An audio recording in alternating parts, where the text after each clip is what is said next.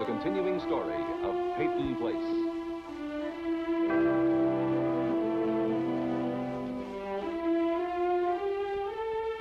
Starring Dorothy Malone as Constance Mackenzie, Ed Nelson as Michael Rossi, Mia Farrow as Allison Mackenzie, Ryan O'Neill as Rodney Harrington, Barbara Parkins as Betty Anderson, Tim O'Connor as Elliot Carson, Christopher Connolly as Norman Harrington.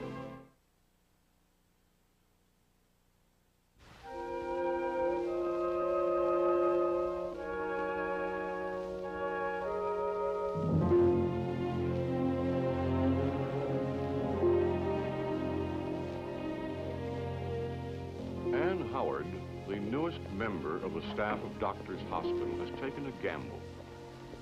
She deliberately withheld facts about her past when she applied for her appointment.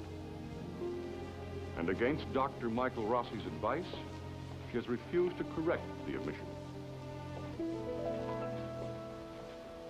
Dr. Morton just called. He wants to see me.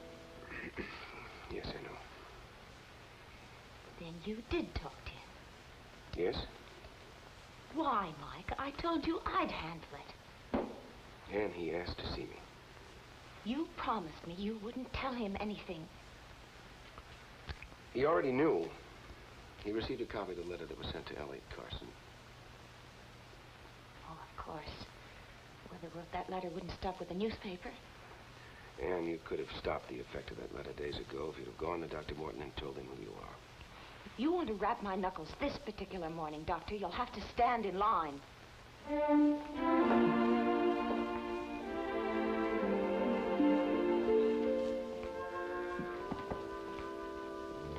in.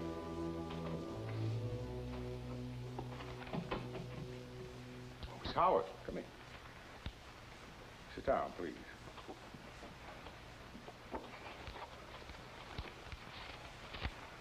I never have any appetite for reprimanding a member of my staff, but it's disheartening to learn about your personnel from something like this.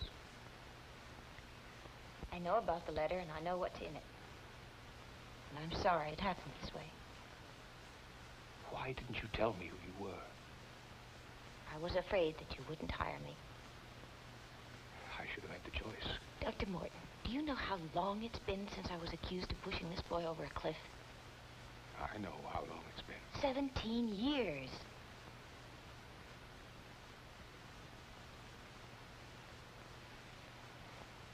Dr. Morton, I have never had to beg for a job anywhere. I'm begging now. I went into physical therapy because I wanted to make up for what people said I had done.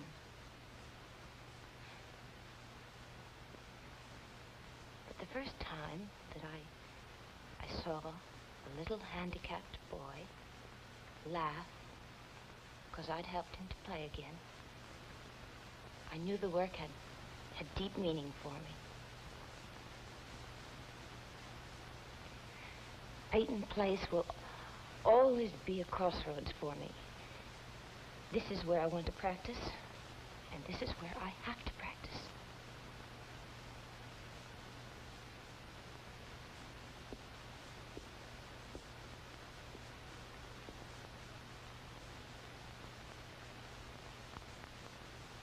I want you to understand something.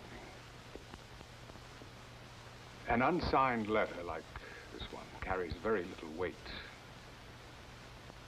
You're a fine professional, Miss Howard, and I'd hate to lose you. At the same time, I'd hate to make you feel as if you were on probation. But I am. I'm afraid so. I'm afraid you are.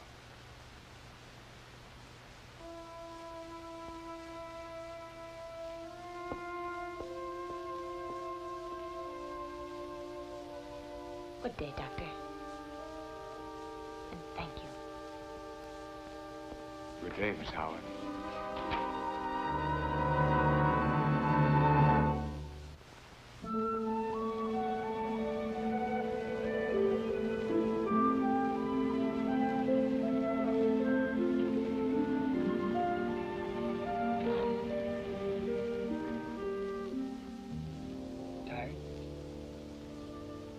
was kind of a strain. I figure. You haven't said a word. Not much to say. Look, if you're pregnant, you're pregnant. We'll make the best of it. We'll make more than the best of it. Sure. Anyway, it could still be a false alarm. Come on.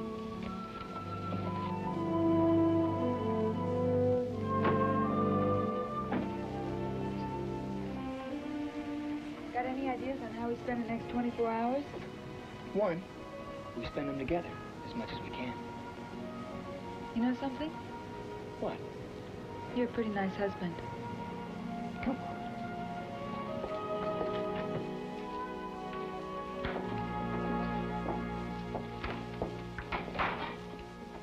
Hi, Lorna.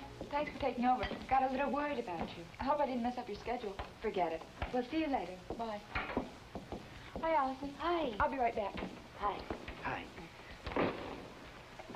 The changing of the guard. One of the great local thrills. I wouldn't miss it. I saw you day before yesterday going into the administration building. You slighted me. Huh? I called out to you, but you wouldn't even turn around. Oh, I guess I didn't hear you.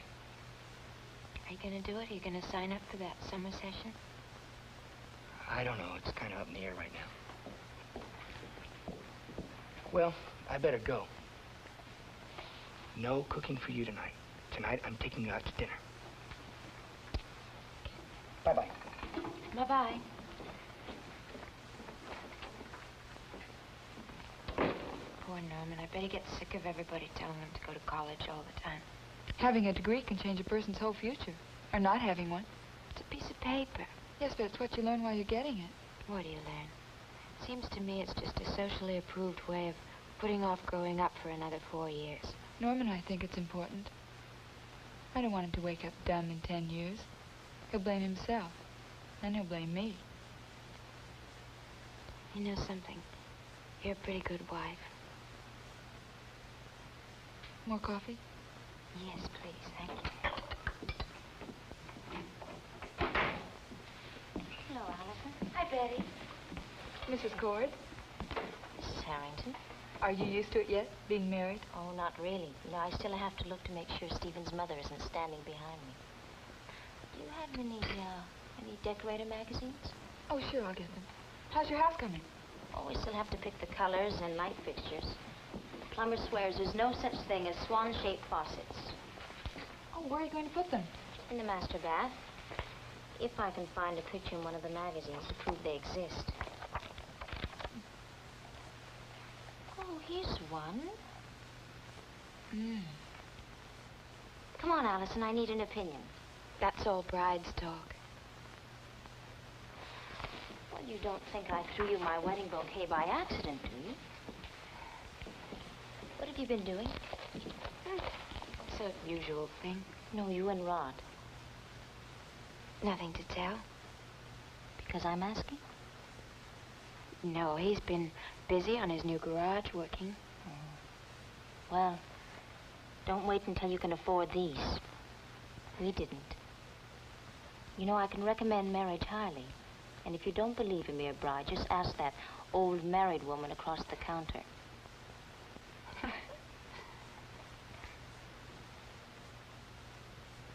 It's funny how our lives have changed in 1 year, isn't it?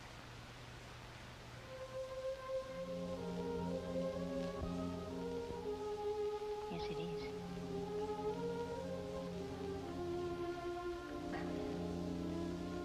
I'm off. Bye-bye. Bye. Thank you. Bye, Allison.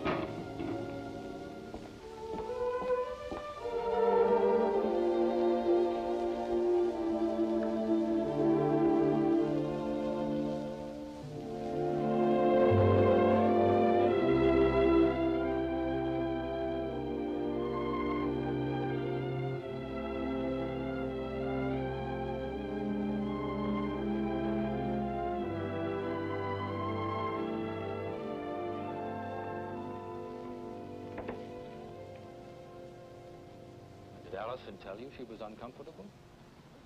Not exactly. Have you two talked about Rodney? Well, I kind of sense things. Apparently, I can't. Salt?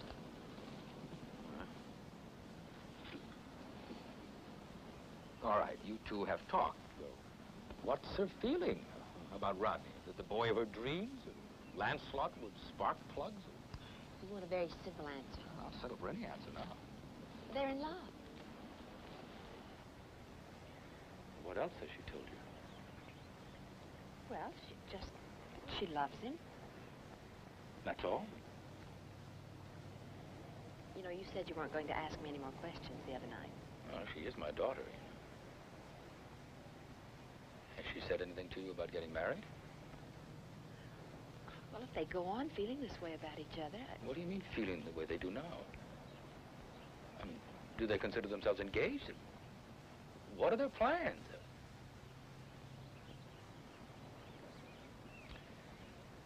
I'm sorry.